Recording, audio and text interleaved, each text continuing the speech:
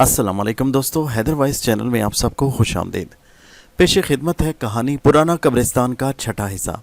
मगर कहानी शुरू करने से पहले हमारी आपसे गुजारिश है कि हमारे चैनल हैदर वॉइस को सब्सक्राइब ज़रूर कीजिए और साथ ही बेल आइकॉन के बटन को दबा दीजिए ताकि हमारी अगली आने वाली वीडियो का नोटिफिकेशन आपको मिल सके। शुक्रिया।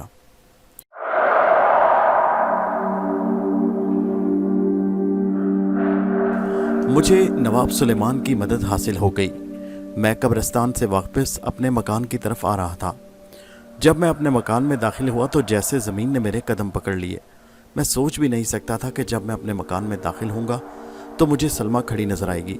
सलमा इसलिए कि वो मुझे से सलमा की हैसियत से मुखातिब हुई थी। उसने मुझसे पूछा, कहाँ गए थे नदीम? तुमने तो मुझसे कहा था कि तुम मुझे छोड़कर नहीं जाओगे। मैं सलमा के मुंह से ये जुमला सुनकर हैरान रह गया। मेरे लिए ये फ़ैसला करना दुश्वार था कि मेरे सामने सलमा है या ज़रीना। मैंने पूछा, क्या तुम वाकई सलमा हो? और सलमा ने चीखते हुए जवाब दिया, क्या पागल हो गए हो नदीम? अब तुम मुझे पहचान भी नहीं सकते? नहीं नहीं सलमा, ये बात नहीं, मैं वाकई जानना चाहता हूँ कि तुम कौन हो। तुम सलमा हो या ज़रीना? अभी सलमा ने मेरी बात का जवाब नहीं दिया था कि फ़िरोज़ के कमरे का दरवाज़ा खुला और फ़िरोज़ बाहर आ गया। वो मेरी तरफ बड़ी पुरसकून नज़रों से देख रहा था। सलमा मेरे सामने खड़ी हैरान कुन नज़रों से मुझे देख रही थी। उसे मेरे सवाल पर हैरत थी। जब मैंने दोबारा सवाल पूछा कि तुम सलमा हो तो वो फिर चीख पड़ी। उसने कहा कि मालूम होता है ज़रीना की रूह ने तुम पर जादू कर दिया जो तुम मुझे नहीं पहचान रहे। तुम्हारा जहन लगता है तुम्हारे काबू में नहीं। मैं सलमा को इस सवाल का जवाब देना चाहता था कि मेरे करीब ज़रीना की सरगोशी सुनाई दी। उसने कहा, सलमा को तब्दीली जिस्म के बारे में कोई बात बताने की ज़रूरत नहीं और अब तुम अकेले मेरे साथ कमरे में चलो, मुझे तुमसे कुछ अहम बातें करनी है। ज़रीना की ये बातें सुनने के बाद सलमा के बारे में मेरी तमाम गलतफहमियां दूर हो गईं और मेरा दिल खुशी से धड़कने लगा। मैं खुश हो गया कि सलमा मुझे वापस मिल गई और उसी दौरान ज़रीना के ख़िलाफ़ जो नफ़रत मेरे दिल में फूट पड़ी थी वो भी ख़त्म होने लगी। मैंने सलमा से कहा, माफ़ करना सलमा, इन तूफ़ानों ने मेरे जहन को माऊफ कर दिया, इसलिए मैं तुमसे बहकी बहकी बातें कर रहा था। मैंने पूछा, बताओ नींद आई? कहने लगी, हाँ खूब नींद आई। मेरे पूछने का मतलब है कोई डरावना ख्वाब तो नहीं देखा? नहीं, बिल्कुल नहीं। ये मेरी पहली नींद थी जब मैं भयानक और लर्जा खेज़ ख्वाबों से दूर रही। और तुम्हारी क्या हालत है? उसने पूछा। तुम्हें पहले की तरह डर तो नहीं लग रहा? मैंने कहा, नहीं। और मैं खुद हैरान हूँ कि सोने से पहले जिस अनजाने खौफ और दहशत से वो दो चार थी वो सब क्या हुआ? सलमा कहने लगी, मैं यकीन से कहती हूँ कि मुझे अब कोई खौफ नहीं। ये बताओ तुम कहाँ गए थे इतनी रात को? कहाँ से आ रहे हो? तुम मुझे इस भूतनमा मकान में छोड़कर कहाँ चले गए? मैंने कहा, मैं कब्रिस्तान गया था। मुझे मालूम था कि ज़रीना की रूह मेरे करीब है और चूँकि ज़रीना मुझे बाहर से मकान में दाखिल होते देख चुकी है उसलिए उसने मालूम कर लिया होगा कि मैं कहाँ था। सलमा ये सुनने के बाद हैरत से पूछने लगी कि मैं आधी रात को कब्रिस्तान में क्या करने गया था। ये मैं तुम्हें फुर्सत में बताऊंगा, इस वक्त तुम जाकर आराम करो, तुम्हें सुकून की ज़रूरत है। ये कहकर मैं अपने मकान के उस कमरे की तरफ मुड़ने लगा जहाँ मेरी किताबों की अलमारियाँ थीं और जहाँ जाकर मैं ज़रीना की रूह से बातें करना चाहता था। मुझे अकेले कमरे की तरफ जाते देखकर सलमा ने पूछा, लाइब्रेरी रूम क्यों जा रहे हो? मैंने झूठ बोल दिया, मुझे कुछ वज़ाइफ की किताबें तलाश करनी है। सलमा ने कदम उठाते कहा, चलो मैं भी चलती हूँ। मैंने कहा, नहीं सलमा, तुम जाओ अपने कमरे में आराम करो, मैं अभी आता हूँ। सलमा इतना सुनने के बाद अपनी जगह पर रुक गई और मैं लाइब्रेरी रूम में दाखिल हो गया। लेकिन मैं सच कहता हूँ, उस वक्त खौफ से मेरा बुरा हाल था। यकीनन ज़रीना मेरे बारे में सब कुछ जान चुकी थी और मैं उससे बातें करने तन्हा कमरे में दाखिल हो रहा था। मेरी जगह कोई और होता तो उसका डर की वजह से बुरा हाल हो जाता। खौफ की वजह एक वो जिन सांप था जो इस वक्त मेरे कोट की जेब में था और जिसको मैं फ़िरोज़ को कत्ल करने के लिए लाया था। कमरे में दाखिल होकर मैंने पलटकर एक मर्तबा आंगन पर नज़र डाली। सलमा आहिस्ता आहिस्ता कदमों से अपने कमरे की तरफ जा रही थी और फ़िरोज़ अपने कमरे के दरवाजे पर खड़ा मेरी तरफ देख रहा था। अंधेरे की वजह से मैं ना देख सका कि उसके चेहरे के तासुरात क्या थे। मेरी हालत एक मुजरिम किसी थी जिसकी चोरी पकड़ी गई हो। मुझे कुछ और इंतज़ार करना चाहिए था लेकिन मैंने जल्दी कर दी। कमरे में दाखिल होते ही मेरी नज़र ज़रीना पर पड़ी जिसका धुएं जैसा जिस्म मेज़ के करीब खड़ा था। उसके चेहरे पर वीरानी और उदासी थी। मुझे ज़रीना की इस उदासी पर गम भी हुआ।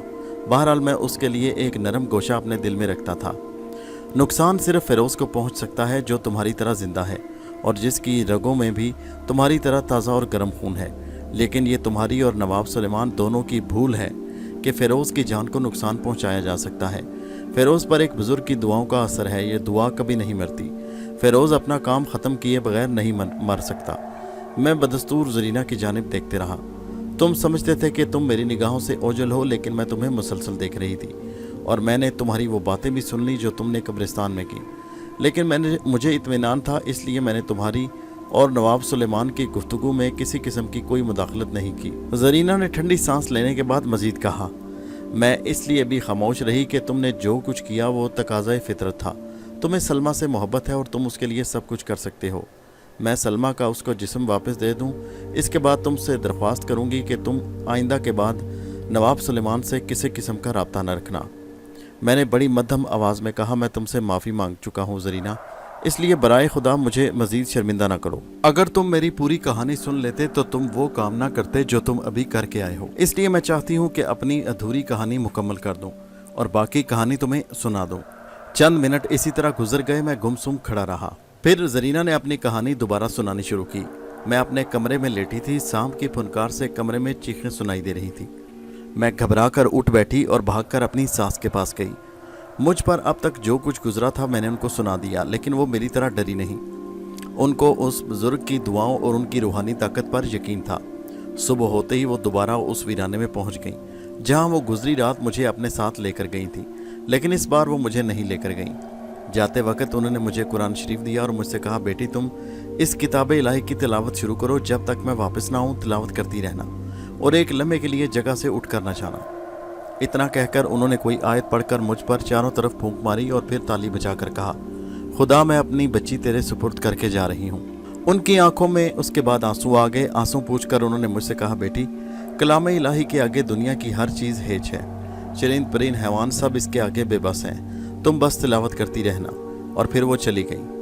اپنی ساس کی ہدایت پر عمل کرتے ہوئے میں تلاوت قرآن میں مصروف ہو گئی اور اسی چوکی پر بیٹھی تلاوت کرتی رہی۔ 2 گھنٹے بعد میری ساس واپس آئیں تو ان کے چہرے پر بشاشت کے پھول کھل رہے تھے۔ انہوں نے آتے ہی مجھ سے کہا، بیٹی میرے بزرگ خود یہاں آ گئے ہیں، وہ تم پر کوئی عمل کرنا چاہتے ہیں۔ بزرگ آ گئے، میں ان کا نورانی چہرہ دیکھ کر حیران رہ گئی۔ میں پہلی مرتبہ کوئی اتنا پرنور چہرہ دیکھ رہی تھی۔ انہوں نے مجھ سے پوچھا کہ پچھلے دنوں مجھ پر کیا گزری۔ میں نے انہیں پوری داستان سنا دی۔ انہوں نے آنکھیں موند لیں، میری کہانی سننے کے بعد دعا دی اور تسکین دیتے ہوئے بولے، بیٹا گھبراؤ نہیں، تمہاری ساس نے مجھ سے وعدہ لیا ہے کہ تمہاری کوکھ میں پرورش پانے والا بچہ زندہ رہے اور اسے خبیث روحوں سے کوئی نقصان نہ پہنچے۔ میں دعا دیتا ہوں کہ تمہارا لڑکا زندہ رہے گا اس وقت تک جب تک وہ جوان ہو کر تمہاری ہر تمنا پوری نہ کر دے۔ میں تمہاری اور فیروز کی زندگی کی ضمانت نہیں دے سکتا، لیکن دعا ضرور دے سکتا ہوں کہ تمہاری ہر تمنا پوری ہو۔ اس کے بعد وہ چلے گئے اور میں پھوٹ پھوٹ کر رونے لگی۔ دن اسی طرح گزرتے گئے۔ کئی ماہ تک نہ تو نواب سلیمان کی نحوست میرے مکان میں داخل ہوئی اور نہ ہی وہ سانپ نظر آیا۔ لیکن ایک دن جب کہ میری زچگی کے دن قریب تھے، میں نے غلطی سے اپنے گڑے میں پڑا ہوا تعویذ اتار کر رکھ دیا اور نہانے چلی گئی۔ ابھی میں نے غسل خانے میں کپڑے بھی نہیں اتارے تھے کہ میری نگاہ ایک ننھے سے سفید سانپ پر پڑی جو غسل خانے کے طاق میں بیٹھا میری طرف دیکھ رہا تھا۔ پلک جھپکتے میں اٹھا اور اس نے میرے ماتھے پر ڈس لیا۔ میں چیخی اور میری چیخ کے ساتھ ہی فضا میں بھیانک کہکا گونجا۔ میری چیخ اتنی لرزہ خیز کہ میری ساس اور دوسرے نوکر دوڑ کر میرے پاس آ گئے۔ انہوں نے مجھے سنبھالا، لیکن سانپ کا زہر بڑی تیزی سے میرے جسم میں پھیل گیا۔ مجھے سمجھ آ گئی کہ میرا وقت آ چکا ہے۔ میری ساس ان بزرگ کو بلا لائیں۔ انہوں نے مجھ سے کان میں کہا، بیٹی میں تمہاری موت نہیں روک سکتا، لیکن میری دعا ہے کہ تمہارا لڑکا قبر میں زندہ رہے اور مرے گا اسی وقت جب تک وہ تمہاری ہر تمنا پوری کر دے گا۔ میں موت کے قریب پہنچ گئی، سانس اکھڑ گئی۔ میں نے کہا، میں چاہتی ہوں میرا بیٹا میرے اور اپنے باپ کے قاتلوں سے بدلہ رہے، اور یہی میری تمنا ہے۔ میں اتنا کہہ کر مر گئی۔ زرینہ کے چپ ہوتے ہی میں نے محسوس کیا کہ کمرے میں سانپ کی طرح ہوا رینگنے لگی ہے۔ ایک عجیب و غریب احساس نے مجھے اپنی گرفت میں لے لیا۔ شاید اس کی وجہ یہ ہو کہ میں نے پہلی مرتبہ زرینہ کی زبان سے اس کے مردہ ہونے کا اعلان سنا۔ ندیم صاحب، میں مر گئی لیکن میرا بچہ پیٹ میں زندہ رہا۔ اس کے بعد چند لمحے خاموشی چھائی رہی۔ زرینہ اب بھی خالی نظروں سے مجھے دیکھ رہی تھی اور پھر جیسے خود بخود میری آنکھوں سے آنسو آ گئے۔ زرینہ کی آواز میرے دل میں تیر بن کر پیوست ہو گئی۔ میرا ہمیشہ سے یہ یقین رہا ہے کہ زخم خوردہ کی چیخ ज़मीन तो ज़मीन अर्श तक को हिला देती है। ज़रीना उस वक्त तो चीखी थी जब उसने ये कहा कि मैं मर गई नदीम साहब, लेकिन मेरा बच्चा मेरे पेट में ज़िंदा रहा। मेरी सास और हवेली के मुलाजिम मेरी लाश के चारों तरफ खड़े होकर सर पीट रहे थे और मेरी रूह ये सारे मंजर देख रही थी। 1 घंटे बाद वही बुजुर्ग जिन्होंने मुझे दुआ दी थी हवेली पहुंच गए।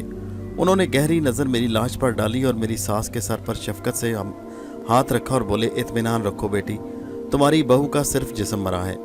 उसकी रूह उस वक़्त तक दुनिया में रहेगी जब तक इसकी तमन्ना ना पूरी हो।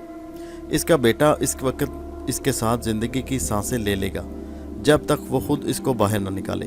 मैं यकीन दिलाता हूँ तुम्हारी नस्ल बरकरार रहेगी, कभी फना नहीं होगी। बुजुर्ग ये कह कर चले गए। मैंने भी उनके जुमले सुने और मेरी सास के मुलाजिम और दूसरे रिश्तेदारों ने भी। मेरी सास ने अब तक अपने आंसू नहीं बहाए थे। उन्होंने मेरे मुर्दा पेट पर हाथ रखकर खुद देख लिया कि मेरे बतन में उनका पोता जिंदा है। अब वो इस तरह मुतमईन थी जैसे उन्हें मेरी मौत का कोई सदमा ना हो। मेरे कफन दफन की तैयारियां शुरू हो गईं। मैं अब तक इस बात से और सुकून से राहत से नाशना थी। अब मैं खुद में एक नई ताकत महसूस कर रही थी, सब कुछ देख रही थी। मेरे सामने सारी दुनिया थी और कोई शय मुझसे छुपी नहीं थी।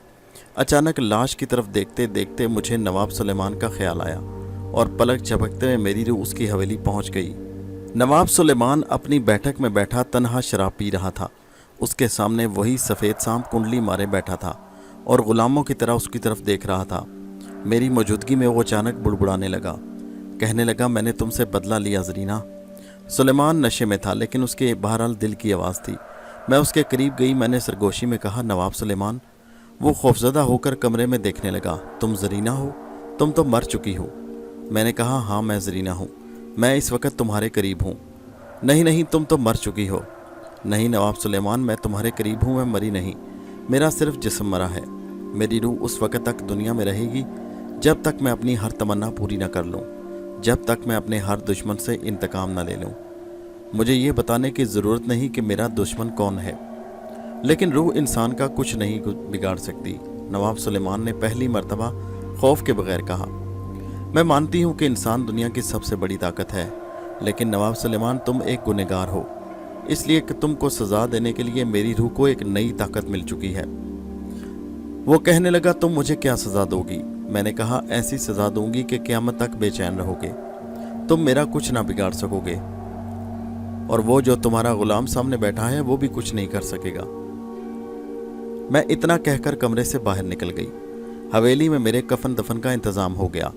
सैकड़ों आदमी आए। शाम के वक्त मुझे कब्र में उतार दिया गया। मेरी लाश का चेहरा पुरसकून था और देखने वाले यही कहते कि मैं मरी नहीं।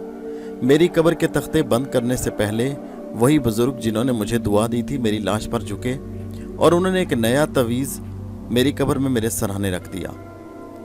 एक मर्तबा उन्होंने दुआ दी, ज़रीना तुम्हारा लड़का उस वक़्त तक ज़िंदा रहेगा जब तक तुम्हारे दिल की तमन्ना ना पूरी हो।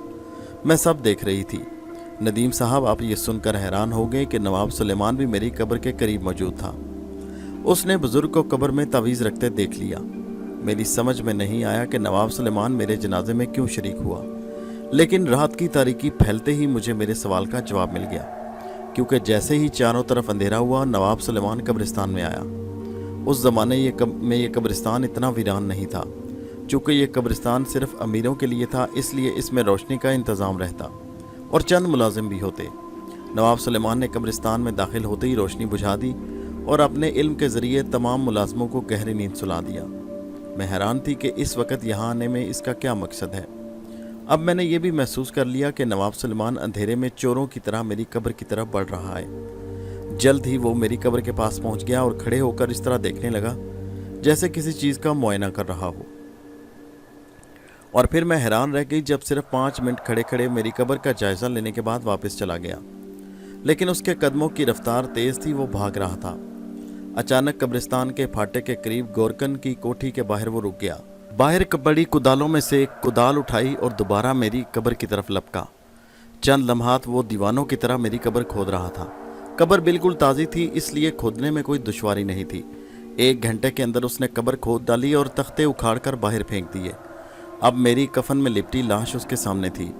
नवाब सुलेमान मेरी लाश देखकर दम बखुद रह गया, और कैसे न रह जाता, जबकि मुर्दा होने के बावजूद मेरे चेहरे पर जिंदगी की ताजगी थी। वो आज जिंदगी में दूसरी मर्तबा मुझे देख रहा था। ایک لمحے کے لیے شاید اس کو یقین نہیں آیا کہ وہ میری لاش کو دیکھ رہا ہے۔ اس وقت بھی میری روح اس کے بالکل قریب موجود تھی، اور اگر نواب سلیمان مجھے دیکھ سکتا تو وہ بھی یہ دیکھ لیتا کہ میرے لبوں پر ایک زہریلی مسکراہٹ تھی۔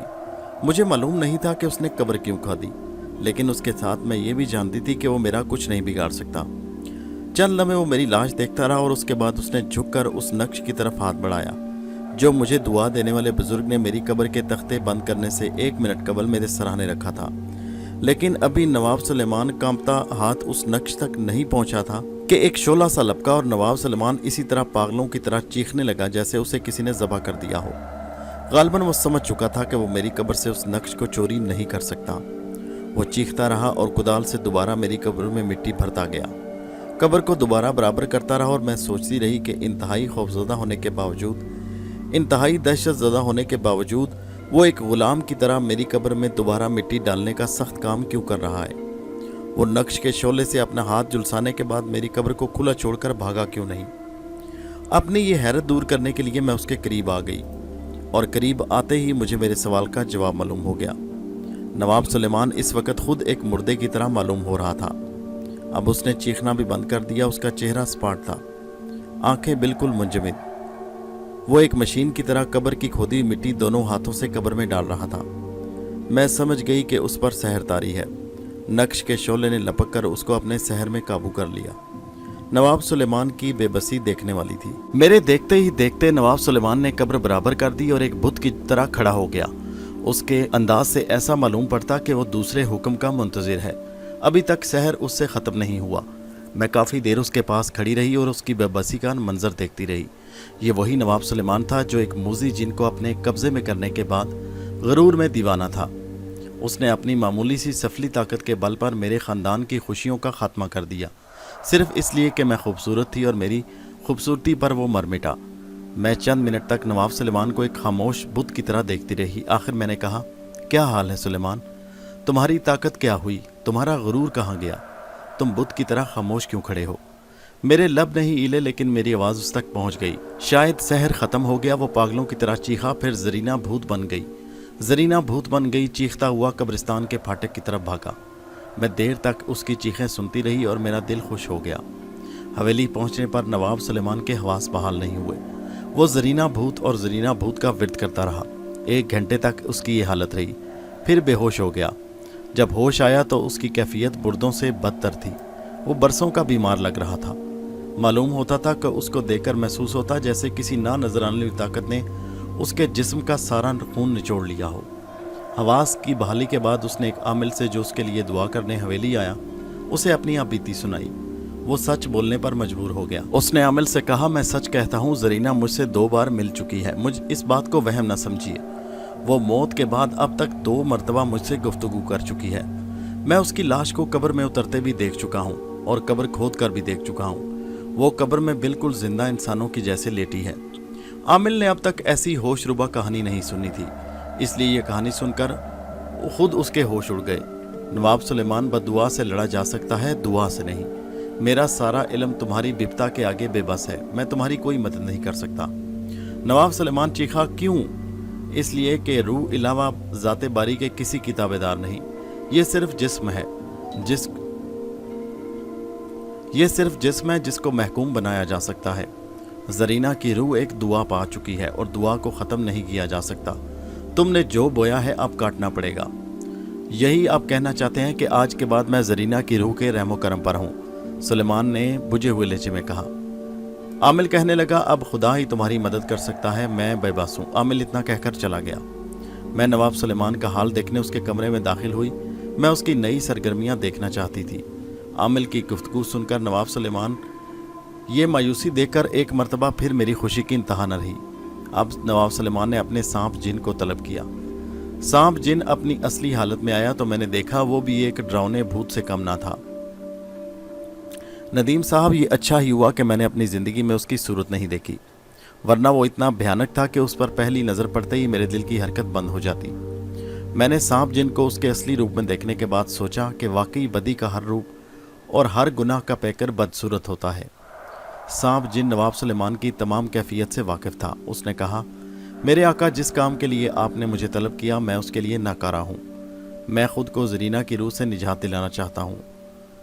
नवाब सुलेमान ने कहा, नहीं आका, ये नामुमकिन है, उसकी रूह को यहाँ से भगाना मुमकिन नहीं। फिर नवाब सुलेमान ने एक अजीब फैसला किया।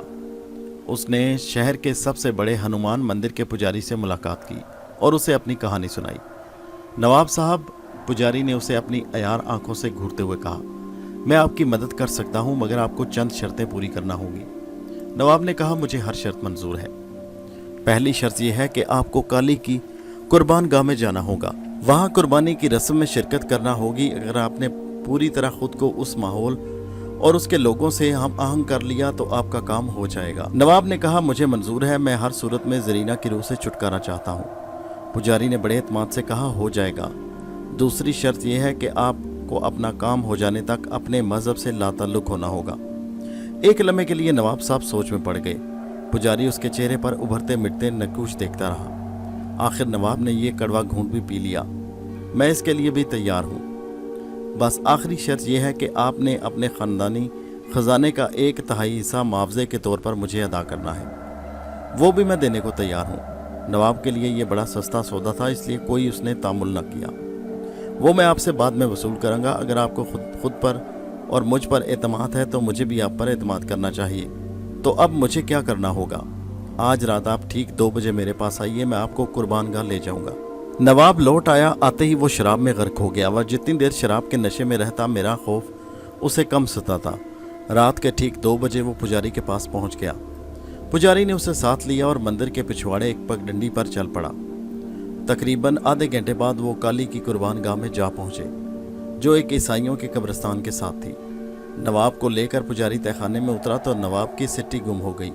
वहाँ का माहौल ऐसा खौफनाक था कि नवाब को फिर एरियाँ आ गई। भेंट चढ़ाई जाने वाले जिस्मों की हड्डियों का एक ढेर एक चबूतरे के पास पड़ा था और तारीक तहखाने में मशलों की रोशनी इन ढांचों और हड्डियों पर पड़ती तो यूं महसूस होता ये अभी उठकर रक्स शुरू कर देंगे। उस रात भी वहाँ कुर्बानी की रस्म थी। नवाब सुलेमान को साथ लेकर पुजारी कुर्बानी की रस्म के मुंतजिम पंडित के पास पहुंचा, जिसने उन्हें एहतराम से बिठाया। पत्थरों की चौकियों पर वो बैठ गए, जहाँ से वो कुर्बानी के तमाम मराहिल देख सकते थे। कुर्बानी की रस्म शुरू हो गई। सबसे पहले 2 आदमी कुर्बान गाह तक गए। उनके गिर्द ढोल बजाने वालों का एक छोटा सा गिरोह था, जिनके पसीने में नहाए हुए स्याह जिस्म चमक रहे थे। वो इस कदर तेज़ी के साथ ढोल पीट रहे थे कि ख्वामख्वाह रक्स करने को जी चाहता। ढोल की आवाज़ बढ़ती चली जा रही थी। ये आवाज़ जहन में दीवानगी और दहशत को जन्म दे रही थी। ऐसा महसूस होता कि अभी नवाब सुलेमान उठेगा और दीवानों की तरह नाचना शुरू कर देगा। उन 2 में से एक आदमी स्याह चोगा पहने था, जबकि दूसरे ने सुर्ख लिबास पहन रखा था। जो ही वो चबूतरे के करीब पहुंचे, स्याह चोगे वाले ने जेब से एक चिपटा सा एक चीज़ निकाली जो रेशम के कपड़े में लिपटी थी। उसने वो डिब्बा एक हाथ से संभाला और दूसरे हाथ पर से एक कपड़ा हटा दिया। ये एक डिब्बा नहीं बल्कि एक छोटा सा ताबूत था, जिसमें कपड़े की बनी हुई एक गुड़िया लिपटी थी। ये एक औरत का पुतला था। सुर्ख चोगे वाले ने उससे ताबूत लेकर चबूतरे पर रखा। जेब से एक छोटी सी डिबिया निकाली, जिसमें से सुर्ख सिंदूर की चुटकी भरी और गुड़िया पर छिड़क दी। डिबिया जेब में रखी, फिर ताबूत को अपने दोनों हाथों में ऊपर उठाया और मुंह में कोई मंत्र पढ़ने लगा। उसकी आवाज़ बुलंद होने लगी। इसके साथ ही ढोल की आवाज़ थमने लगी। कुर्बान गाह से तकरीबन 3 मील दूर मैं कब्र में लेटी थी। मैं अपनी रूह की ताकत से काली की कुर्बान गाह में होने वाला यह सारा खेल देख रही थी। बेचैनी ने मुझ पर हमला कर दिया। मैंने महसूस किया जैसे मुझे फ़ौरन कुर्बान गाह में पहुंचना चाहिए। मैंने इरादा किया और दूसरे लम्हे में तहखाने में मौजूद थी। मैंने दूर से देख लिया कि इस नन्हे मुन्ने से ताबूत में मेरी शक्ल से मिलती जुलती गुड़िया थी। यानी पुजारी ने यह सारा खेल मेरे लिए ही रचाया था। सुर्ख कपड़े वाले ने बड़ी एहतियात से ताबूत को चबूतरे पर रखा और अपने लिबास से एक खंजर बरामद किया। मच्छलों की रोशनी में उसकी धार आंखों को खीरा कर रही थी। उसने मुड़कर देखे बगैर एक हाथ फैलाया और नवाब सुलेमान को पास आने का इशारा किया। जाइए नवाब साहब, पुजारी ने उसका बाजू दबाकर कहा। नवाब ने हकलाते हुए कुछ कहना चाहा, मगर पुजारी ने उसे खड़ा करके उसकी तरफ धक्का दे दिया। नवाब लड़खड़ाता हुआ वहां पहुंचा। सुर्ख चोगे वाले ने उसका बायां हाथ थाम लिया और उसकी हथेली को नन्हे ताबूत के ऊपर साकित कर दिया। फिर उससे पहले कि नवाब कुछ समझता, उसने तेज धार खंजर को हरकत दी और नवाब की हथेली में शगाफ दे डाला।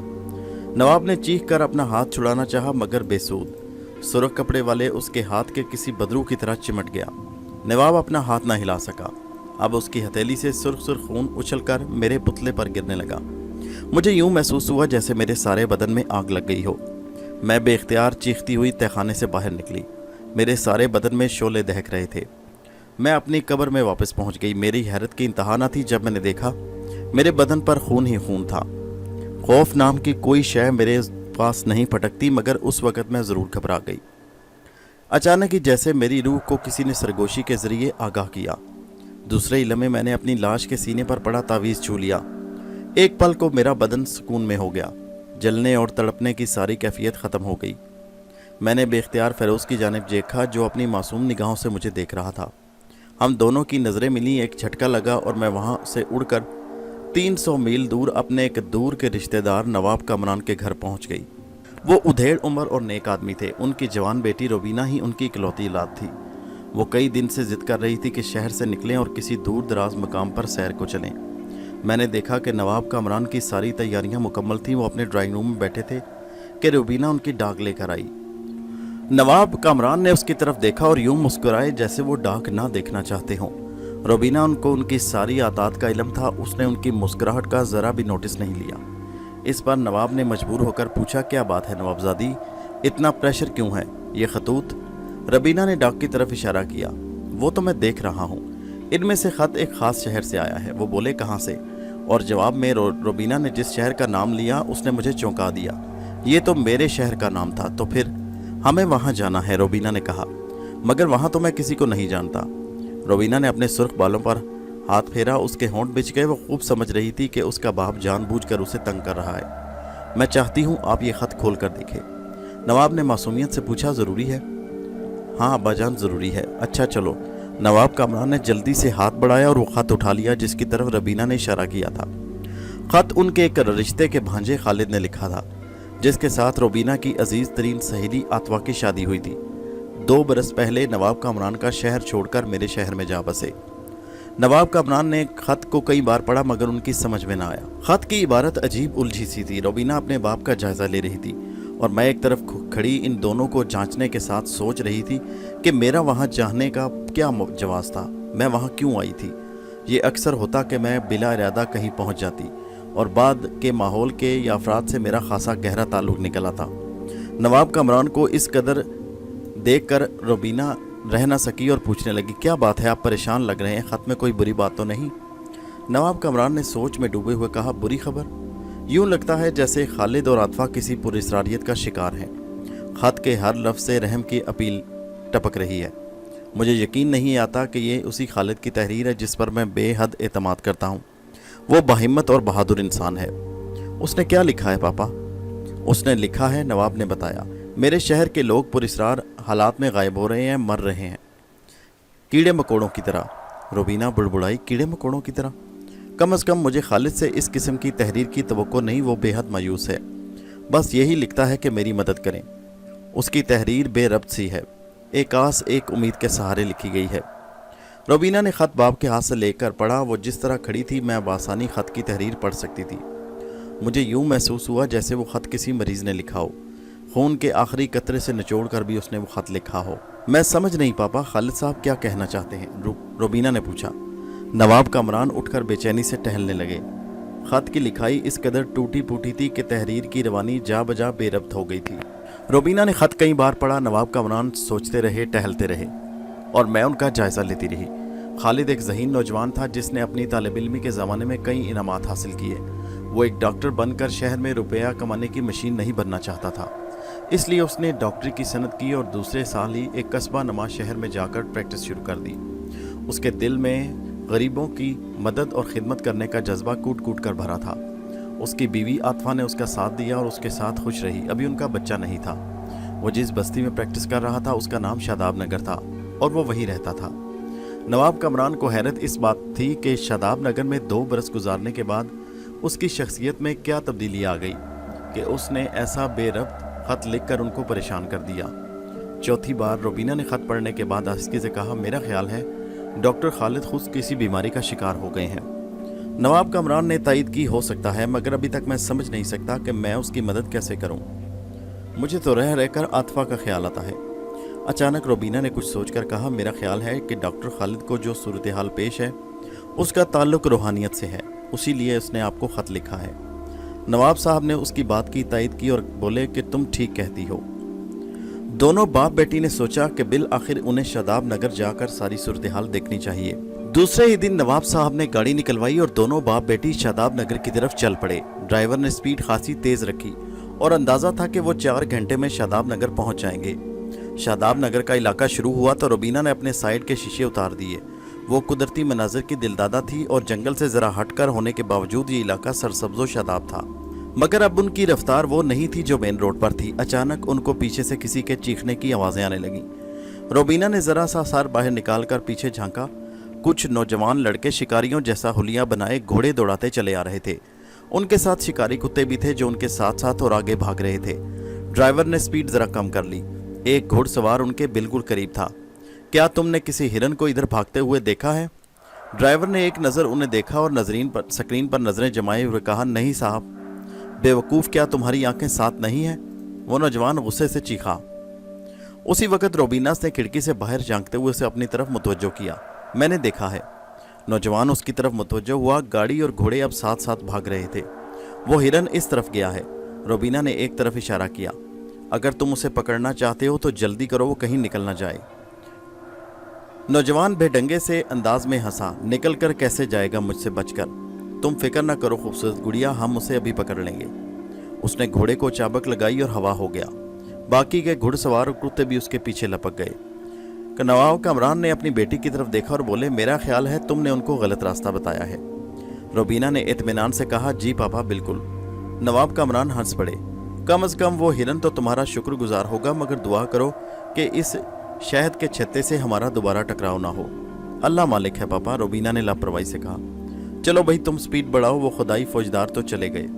नवाब कामरान ने ड्राइवर से कहा और उसने एक्सीलेटर का पांव बढ़ा दिया। तकरीबन पौने घंटे बाद वो शादाब नगर में दाखिल हुए तो उनको रुक जाना पड़ा। सामने से एक जनाजा आ रहा था। वो सिर्फ 12 आदमी थे जो जनाजा लिए कब्रिस्तान की तरफ जा रहे थे। नवाब कामरान गाड़ी की खिड़की से सर निकाले जनाजे को देख रहे थे। फिजा में अजीब सी खामोशी थी। काफूर की तेज बू उनके नाक से टकराई। अचानक ही उस खामोशी का सीना घोड़ों की टापों से छलनी हो गया। वही शिकारी टोला जो तकरीबन 1 घंटे पहले उनसे टकराया था, वो सब सड़क के किनारे एक जगह रुक गए।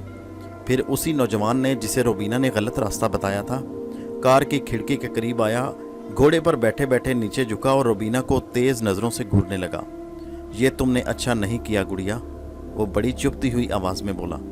अरे भाई, जिधर हिरन का बच्चा गया था तुम भी उसी तरफ जाते, ठीक है ना? ये कहकर उसने चाबक हवा में लहराया और ड्राइवर पर बरसा दिया। वो बेचारा सर झुकाकर चीख पड़ा। जनाजा ले जाने वाले रुक गए। रुबीना बेख्तियार चीख कर सहम गई। नवाब कामरान ने गुस्से से दरवाज़ा खोला और बाहर निकल आए। नवाब कामरान ने हाथ बढ़ाकर उस नौजवान का चाबक पकड़ लिया जो दोबारा ड्राइवर पर बरसने जा रहा था। तुम हरामजादे, क्या समझते हो तुम अपने आप को? उन्होंने झटका दिया और वो घोड़े से उछलकर नीचे आ रहा। फिर नवाब कामरान को कौन रोकता? उन्होंने किसी का लिहाज किए बगैर हाथों में आया हुआ चाबक घुमा घुमा कर बरसाना शुरू किया तो वहाँ भगदड़ मच गई। घुड़सवारों ने अंधाधुंध घोड़े इधर उधर भगाए तो जनाजे वालों से जा टकराए। चारपाई उन लोगों के हाथ से गिरी और मैयत कफन से बाहर झांकने लगी। रुबीना भी गाड़ी से निकल आई। उसकी नज़र मैयत के चेहरे पर पड़ी और खौफ से उसकी घिग्गी बंद गई। लाश पूरी तरह मस्क शुदा थी। उसकी आंखें यूं फटी फटी खुली थी जैसे वो अपने सामने किसी गैर मरी और हैबतनाक शय को देखकर आंखें बंद करना भूल गई हो। नवाब कामरान ने हाथ रोक लिए। वो बुरी तरह हाँप रहा था। वो जिस नौजवान से उन्होंने चाबक छीना था वो अपने घोड़े पर सवार उनको तमस्खराना अंदाज में घूर रहा था। अचानक जनाजे वालों में से एक आदमी दीवाना वार लपक कर उसी घुड़सवार की तरफ बढ़ा। उसका गम से सताया चेहरा जर्द हो रहा था। लगता था कि उसके बदन में खून का एक कतरा भी बाकी नहीं। वो तकरीबन भागता हुआ आगे बढ़ा और चाहता था कि घुड़सवार को नीचे खींच ले कि किसी ने उसे पीछे से पकड़ लिया। नहीं जमशेद, रुक जाओ बेटा, इनसे भिड़ना मुनासिब नहीं।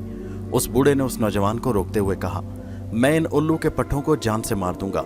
जमशेद बूढ़े के बाजुओं में मचला। अरे नहीं बेटा, इनके मुंह लगना ठीक नहीं, जाने दो इनको। नवाब कामरान ने कुछ हैरत से उस नौजवान और बूढ़े को देखा। जाओ मिर्जा, हम गरीबों पर रहम करो। बूढ़े ने नौजवान घोड़े सवार को मिन्नत भरी नजरों से देखा। मिर्जा ने बड़ी लापरवाही से कंधे उचकाए अपने साथियों की तरफ देखा और फिर सब कह लगाते घोड़े भगाकर ले गए। जमशेद कहर आलूद नजरों से उनको जाते देखता रहा। रफ्ता रफ्ता उनकी हालत एतदाल पर आ गई। उस वक्त तक लोग मैयत को दोबारा चारपाई पर तरतीब से लिटा चुके थे। रोबीना भी कार से निकल आई। वो कुछ कहना चाहती थी मगर लोगों के चेहरों पर मर्दनी छाई ने उसे रोक लिया।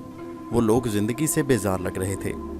नवाब कामरान ने आगे बढ़कर उन लोगों से माजरत की और बोले, मुझे अफसोस है। मैं आपके जज्बात को समझ सकता हूँ कि आपने देखा कि ये हादसा हमारी वजह से नहीं हुआ, वो लोग ही बदतमीज़ थे। जमशेद ने अचानक उन्हें सर्द नज़रों से देखा कि नवाब कामरान की बात ने दम तोड़ दिया। फिर उसने बड़ी अजीब सी नज़रों से रोबीना को देखा। भाग जाओ यहाँ से, वो गुर्रा कर बोला। हम लोगों को तन्हा छोड़ दो, हमें तुम्हारी मदद की ज़रूरत नहीं। फिर वो लोग जनाजा उठाकर खामोशी से कब्रिस्तान की जानिब चल दिए।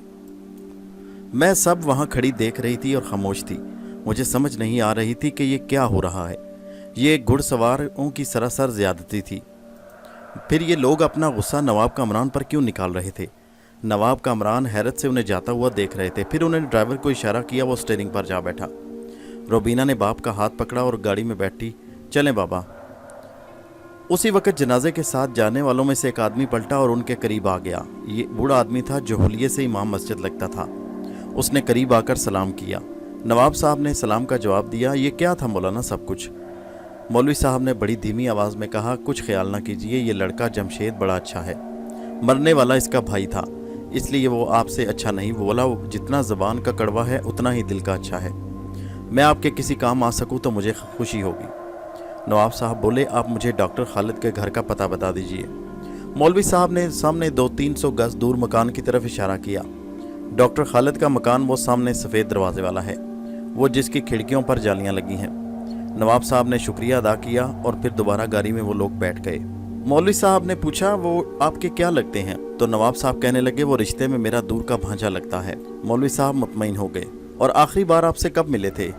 नवाब साहब ने कहा, तकरीबन साल भर पहले। मगर आप सब ये क्यों पूछ रहे हैं? उसकी एक वजह है। मौलवी साहब के चेहरे पर गम के बादल थे। डॉक्टर खालिद को अब आप देखेंगे तो शायद ही पहचान सकें। बस्ती में होने वाले वाक़यात की वजह से वो बहुत बदल चुके हैं। नवाब कामरान जवाब में उसे उलझी नज़रों से देखने लगे। मौलवी साहब कहने लगे, मेरा नाम मौलवी खुशबख्त है, बस्ती की जामिया मस्जिद का खतीब और इमाम हूँ। मेरी ज़रूरत पड़े तो बिला तकल्लुफ़ बुला लीजिएगा। खुदा हाफिज़। मौलवी साहब तेज़ तेज़ कदम उठाते जनाजे की तरफ बढ़ गए जो कब्रिस्तान में दाखिल हो रहा था। नवाब कामरान ने शाने उचकाए जैसे उसे कुछ समझ ना आया हो और गाड़ी में बैठ गए। मैं उनसे पहले डॉक्टर खालिद के दरवाजे पर पहुंची और हवा में तैरती हुई उनकी कार 1 मिनट बाद मकान के दरवाजे पर आ रुकी। मैं बड़े इन्हमाक से डॉक्टर खालिद के मकान का जायज़ा ले रही थी। छोटा सा 2 मंजिला मकान, दरवाजे का रंग बराए नाम ही सफ़ेद रह गया था। किसी को यकीन नहीं आ सकता था कि यह मकान किसी डॉक्टर का हो सकता है। नवाब साहब कार से निकले। ड्राइवर ने इंजन बंद किया और उनके अगले हुक्म का इंतज़ार करने लगा। नवाब कामरान हैरत और इस्तजाब से डॉक्टर खालिद के मकान का जायज़ा ले रहे थे। उनको यकीन नहीं आ रहा था कि आतिफा जैसी नफीस लड़की इस मकान में रहती है, क्योंकि मकान पर हर तरफ से नहुसत छाई थी। पता चलता था कि इस मकान की बरसों से सफाई नहीं की गई। नवाब कामरान ने ड्राइवर से कहा, नज़ीर। जी हजूर। वो लपक कर करीब आया। दस्तक दो। वो नवाबाना शान को दबा ना सके वरना खुद भी दस्तक दे सकते थे। ड्राइवर आगे बढ़ा। दरवाजे पर कॉल बेल तलाश की मगर नहीं मिली। उसने बड़े सलीके से धड़ाधड़ दरवाज़ा बजाया। मैं नवाब कामरान से पहले अंदर जाना चाहती थी, जा सकती थी। मेरा दिल होल रहा था। मुझे लग रहा था कि अंदर की सूरत हाल कुछ अच्छी नहीं। शायद यही कुछ ऐसी बात होगी जो मुझे अकेले और पहले अंदर जाने से रोक रही थी। नज़ीर 2-3 मिनट के इंतज़ार के बाद नवाब कामरान ने कहा, दोबारा दस्तक दो। जी हजूर। नज़ीर ने दोबारा दस्तक दी। इस दौरान नवाब कामरान और उनकी बेटी रोबीना इर्द गिर्द मकान का जायजा लेते रहे, मगर सिवाय मायूसी और वीरानी के कुछ महसूस न हुआ।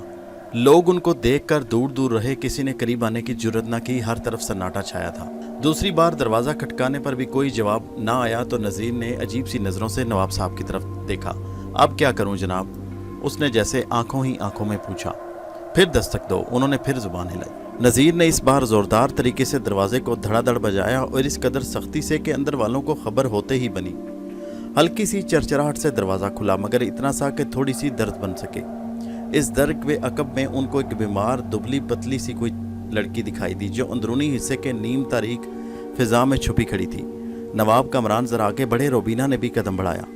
डॉक्टर साहब घर पर नहीं है, वो लड़की बेहद थकी हुई बेजारी से बोली। रोबीना ने गौर से देखा। उस लड़की की आंखों के गिर्द स्याह हल्के बने थे, आंखें वीरान और सारा जिस्म जैसे हड्डियों का ढांचा था। वो दरवाज़ा बंद करना चाहती थी कि रोबीना चीख पड़ी, आतिफा। आतिफा के हाथ दरवाजे के पट पर लरज कर रह गए। उसकी आवाज़ में घबराहट और खौफ था। आतिफा, रोबीना बिल्कुल उसके सामने आ गई।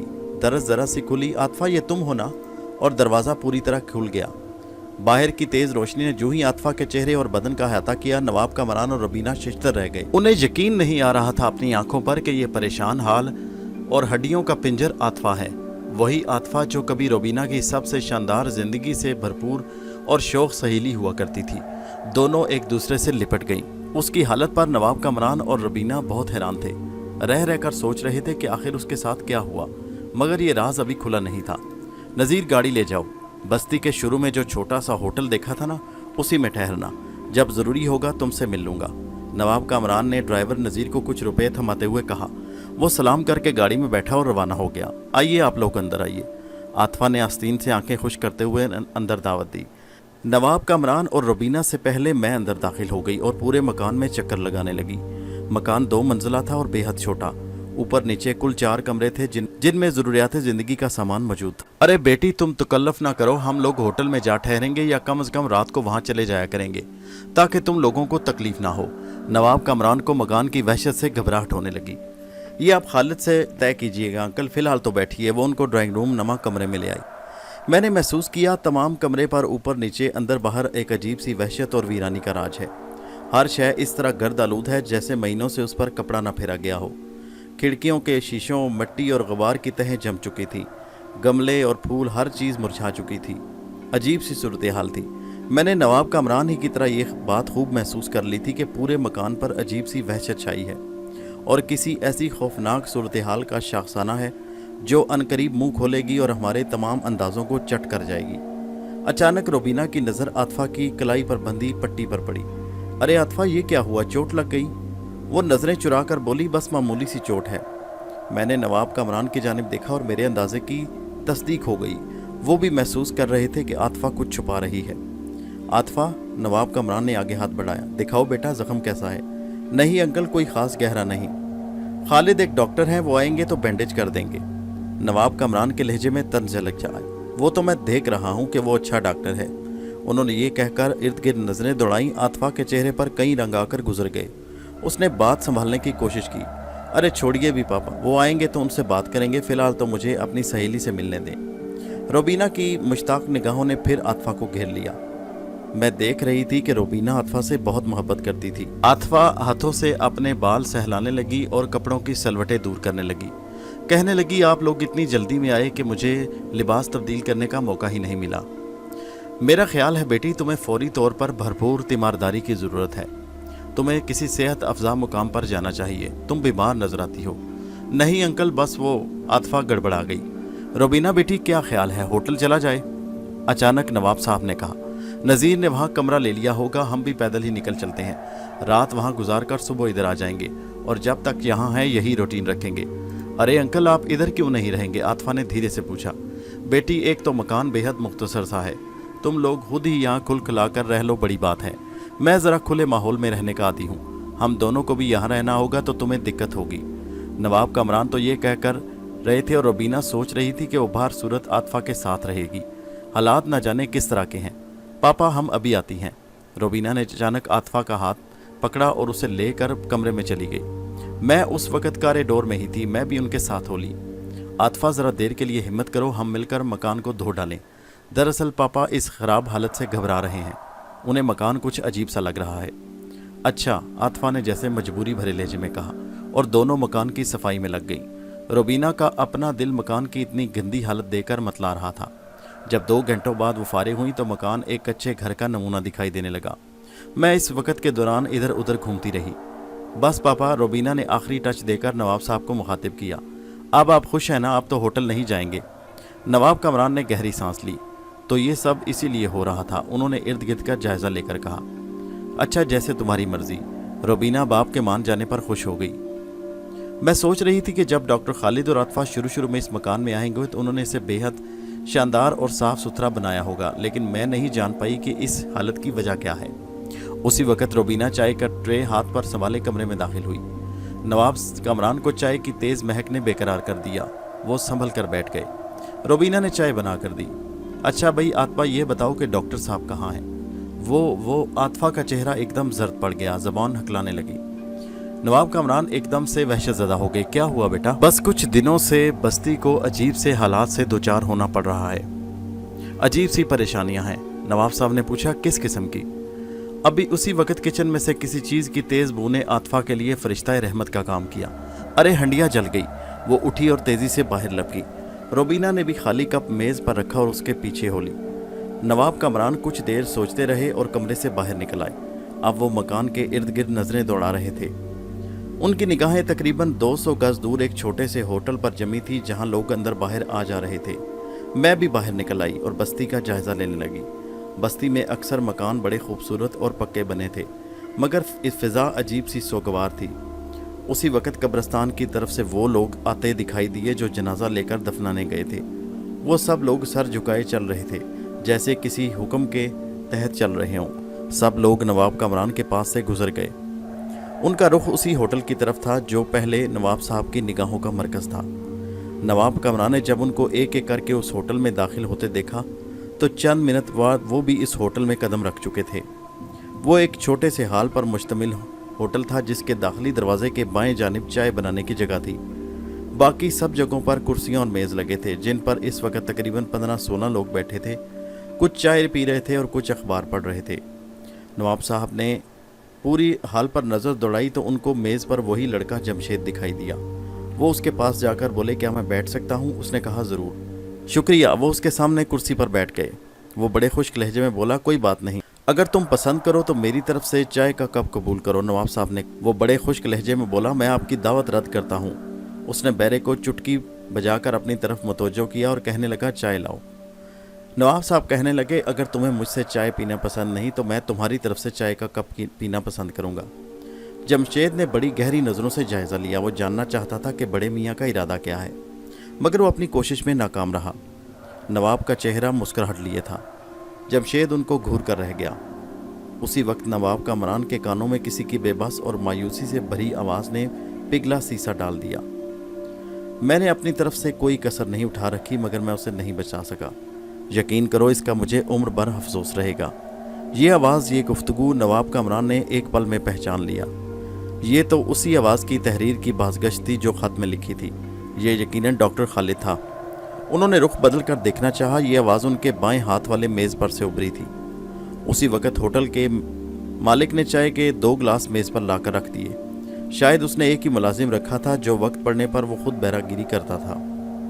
जमशेद ने एक गिलास नवाब साहब के सामने सिरकाया और दूसरा खुद। डॉक्टर, तुम्हारे ख्याल में मेरे भाई की मौत का सबब क्या हो सकता है? इसका जवाब आने से पहले एक तीसरी मेज़ से आवाज़ आई। इस मौत का सबब या इन सब अमवात का सबब जो इससे पहले वाक़या हो चुकी हैं। जमशेद ने अपने गिलास से चुस्की ली, फिर डॉक्टर खालिद की जानिब देखा। तुमने जवाब नहीं दिया डॉक्टर। मैं नहीं जानता। खालिद ने बेबसी से सर थाम लिया। मैं कुछ नहीं जानता। फिर भी खुद को डॉक्टर कहलवाते हो, जमशेद ने तंज भरे लहजे में कहा। डॉक्टर ने चीखते हुए कहा, मैं डॉक्टर हूँ। मुझे मालूम नहीं कि ये मौतें कैसे हो रही हैं और इनके सबसे बड़े जिम्मेदार तुम लोग खुद हो। जमशेद चीख कर बोला, कैसे? तुम लोगों ने एक भी लाश का पोस्टमार्टम कर लेने दिया होता तो नौबत यहाँ तक ना पहुँचती। मैं कब का जान चुका होता कि इन पुरस्रार अमवात का क्या सबब है। गलत, बिल्कुल गलत। अचानक होटल का मालिक काम छोड़कर उनके पास चला आया। ये एक बेवकूफ़ाना कोशिश होती। पोस्टमार्टम यानी मुर्दे की चीर फाड़ से सिवाय उसके लवाहिकीन को गम और अजियत देने के सिवा क्या हासिल होता? डॉक्टर खालिद गुस्से में उठ खड़ा हुआ। तुम सब लोग अहमक और बेवकूफ़ हो, तो हमेशा ही ऐसी सूरत हाल का शिकार रहोगे। बको मत। जमशेद उठकर डॉक्टर खालिद के सामने जा आए। वहाँ इस कब्रिस्तान में भेरे भाई के अलावा 10 और आदमी मरे पड़े हैं।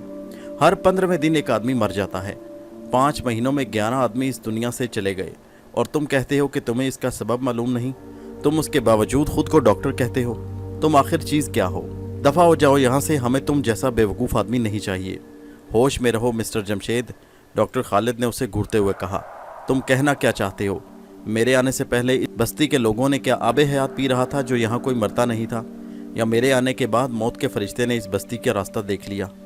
क्या सब की होने वाली मौत का जिम्मेदार मैं हूँ? क्या मैं मौत बांटता फिर रहा हूँ? वो सब ठीक है, मगर हमें कम से कम उन लोगों के मरने की वजह तो मालूम हो। डॉक्टर खालिद ने उसकी बात पर तवज्जो बगैर दिए सब लोगों को अपनी जानिब मुखातिब किया। तुम लोग मुझसे चाहते हो कि मैं झूठ बोलूं, ये कह दूं कि कोई बीमारी की वजह से लोग मर गए। अगर तुम यही चाहते हो तो समझ लो। क्या ये ठीक होगा? नहीं, ये ठीक नहीं है, ये झूठा दिलासा है। डॉक्टर खालिद, जमशेद ने कुछ कहना चाहा। तुम खामोश रहो। तुम अगर चंद लम्हों के लिए मेरा साथ दे देते, मेरी बात मान लेते तो कुछ हल निकल आता। यानी तुम्हें इजाज़त दे देता कि तुम मेरे भाई की लाश की चीर फाड़ कर दो। जमशेद ने पूछा। अरे अहमक आदमी, ये ज़रूरी था, खालिद ने उसके सीने पर हाथ मारते हुए कहा। मगर जिंदा आदमी पर? जमशेद ने उसे तंबीह की। मर जाने वाले की चीर फाड़ क्या इंसानी फेल होता? डॉक्टर खालिद ने सर थाम कर बाल नोच डाले। मैं क्या करूं? मैं किन अहमकों में फंस कर रह गया हूं? नवाब कामरान ने इस मरहले पर आगे बढ़कर अगर खालिद को मुखातिब ना कर लिया होता तो शायद मामला तूल पकड़ जाता। अरे खालिद, तुम यहाँ और बस्ती भर में मैं तुम्हें ढूंढता फिर रहा हूँ, नवाब कामरान ने कहा तो वो उनको पहचानने की कोशिश करने लगा। इसी दौरान चाय खाने में मौजूद सब एक एक करके उनके गिर्द जमा हो गए। उनमें वो लोग भी थे जो जनाजे की बेहरुमती के वाक़े के दौरान नवाब कामरान से नाराज़गी का इजहार कर चुके थे। नवाब कामरान ने सूरत हाल का जायज़ा लिया, उन सबको माजरत खाना अंदाज में देखा। डॉक्टर खालिद का हाथ थाम कर चाय खाने के मालिक के पास आए, जेब से 50 का नोट निकाल कर उसकी जेब में ठोसा। डॉक्टर खालिद के मिल जाने की खुशी में सब लोगों का बिल मेरी तरफ से, ये कहकर वो बाहर आ गए। शाम गहरी हो चुकी थी, हर तरफ उड़ती फिरती वीरानी और गहरी हो चुकी थी।